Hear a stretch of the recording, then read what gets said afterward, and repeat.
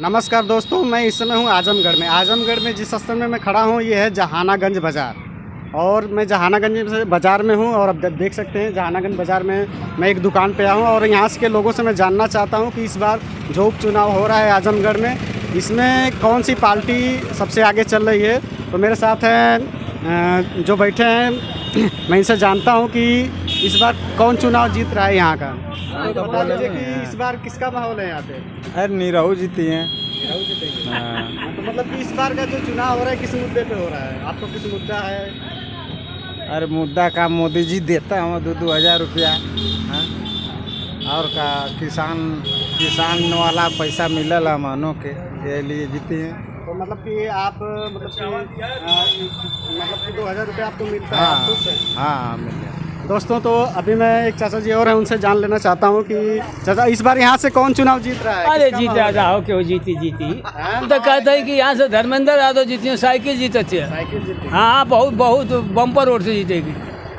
और मतलब कि इस बार का यहाँ पे जो चुनाव हो रहा है, हाँ, तो बहुत बढ़िया। कुछ मुद्दा है पब्लिक का। क्या मुद्दा चल रहा है, जो चल रहा है इसे भी चल ही रहा है। लेकिन जो असूल सिद्धांत तो होगा वही होगा जो करना है। मतलब किसके साथ में टक्कर है धर्मेंद्र यादव की। हाँ जमाली से उनका टक्कर है और किसे टक्कर है। निराहू तो बेचारे गई ना कहीं। मतलब गुड्डू जमाली से टक्कर है उनका। हाँ। आइए कुछ लोगों से मैं और जान लेना चाहता हूँ उनकी राय।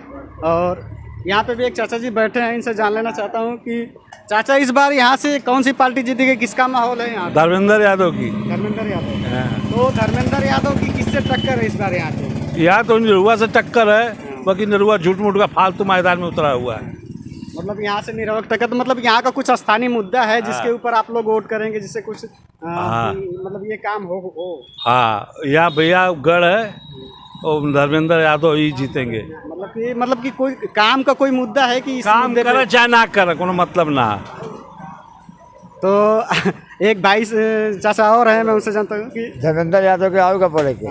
धर्मेंद्र यादव कब जीतेंगे। और एक भाई साहब और हैं, इनसे भी जान लेना चाहता हूँ कि इनका आपका क्या नाम है। जितेंद्र गुप्ता।